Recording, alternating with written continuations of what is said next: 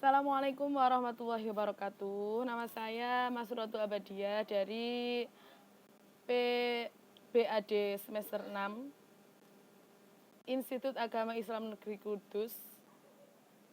Nomor NIM 18102101149. Ya. Jadi di sini saya akan menjawab pertanyaan mata kuliah evaluasi pada ujian akhir semester genap ini. Untuk yang pertama yaitu mengenai pengertian penilaian, pengukuran, tes, dan evaluasi. Jadi pengertian penilaian adalah proses untuk mendapatkan informasi dalam bentuk apapun yang dapat digunakan untuk dasar pengambilan keputusan tentang siswa baik menyangkut kurikulum, program pembelajaran, iklim sekolah maupun kebijakan sekolah.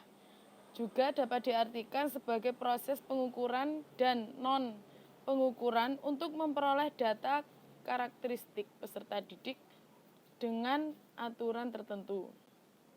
Jadi, seperti itu. Yang selanjutnya yaitu pengertian pengukuran. Pengukuran adalah penetapan angka tentang karakteristik atau keadaan individu menurut aturan-aturan tertentu. Untuk yang pengertian tes adalah seperangkat tugas yang direncanakan untuk memperoleh informasi tentang sifat pendidikan yang mempunyai jawaban atau ketentuan yang dianggap benar. Dan untuk yang terakhir yaitu pengertian evaluasi.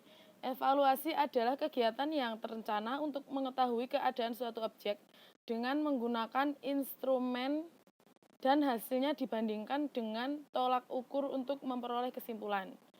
Jadi soal nomor 1 sudah terjawab. Dan untuk yang nomor 2 mengenai pendekatan diskret dan integratif. Persamaannya itu yang pertama yaitu keterampilan dikembangkan atas dasar pemahaman, itu yang tes diskret. Sedang yang pendekatan integratif atau tradisional itu keterampilannya dikembangkan atas dasar latihan.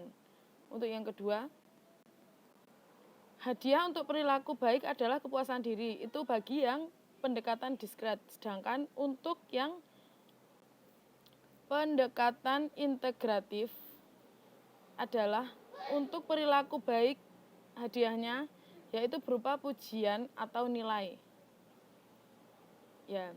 Jadi ketika yang diskret itu hadiahnya berupa dirinya merasa puas karena telah memperoleh. Sedangkan yang untuk integratif itu berupa nilai atau rapor atau pujian. Ya. Untuk yang selanjutnya yaitu kalau yang diskret, bahasa diajarkan dengan pendekatan komunikatif, yaitu siswa diajak menggunakan bahasa dalam konteks nyata. Sedangkan untuk yang integratif, bahasa diajarkan dengan pendekatan struktural, yaitu rumus diterangkan sampai paham, kemudian dilatihkan. Seperti itu. Terus, untuk yang diskret itu siswa menggunakan kemampuan berpikir kritis. Jadi, pada pendekatan ini siswa yang dituntut untuk berpikir kritis. Sedangkan untuk pendekatan integratif itu siswa secara pasif menerima rumus atau kaidah. Jadi dia tidak usah memikirkan rumus-rumus, tidak perlu memikirkan apa gitu ya, biar diberikan rumusnya saja oleh yang pengajar. Untuk soal yang nomor 3 yaitu pengertian tes diagnostik. Yang pertama adalah tes yang digunakan untuk mengetahui kelemahan siswa sehingga hasil tersebut dapat digunakan sebagai dasar untuk memberikan tindak lanjut berupa perlakuan yang tepat dan sesuai dengan kelemahan atau masalah yang dialami siswa. Sedangkan untuk yang tes penempatan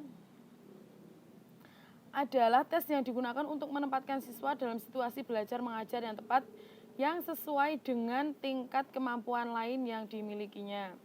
Untuk yang pengertian tes pretest, yaitu kegiatan menguji tingkatan pengetahuan peserta terhadap materi yang akan disampaikan, atau ini tes yang dilakukan sebelum guru memulai pendidikan.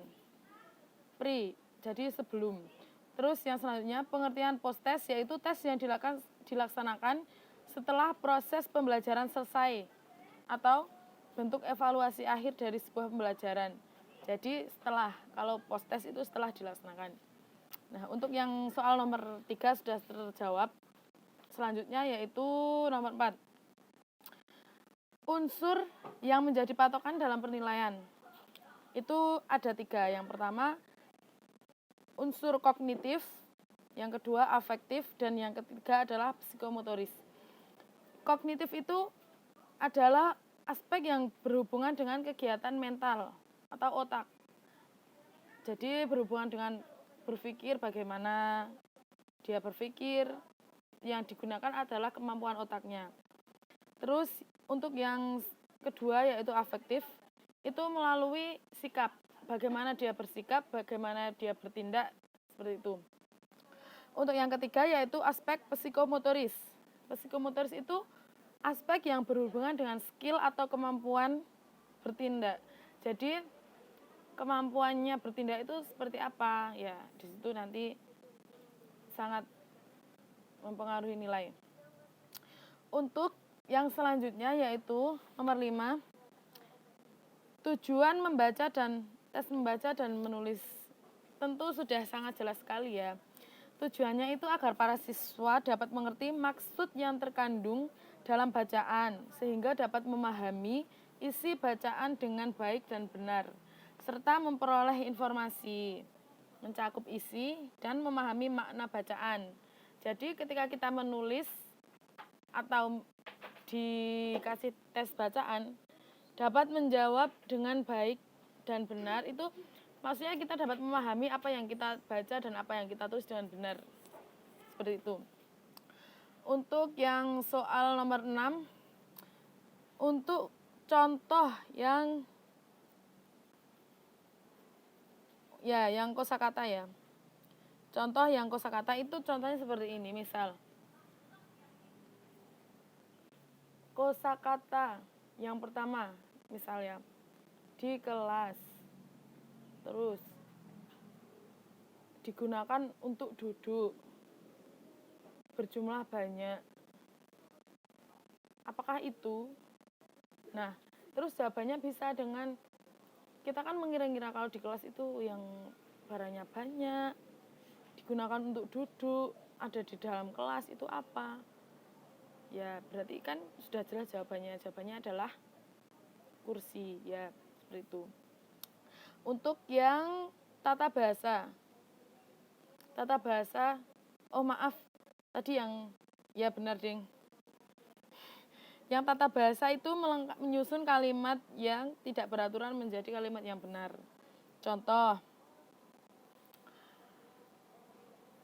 Muhammadun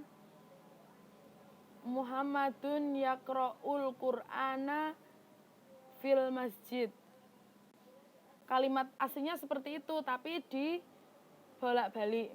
Misalnya pertama kalimatnya fil masjidi yaqra'u Muhammadun al-Qur'ana.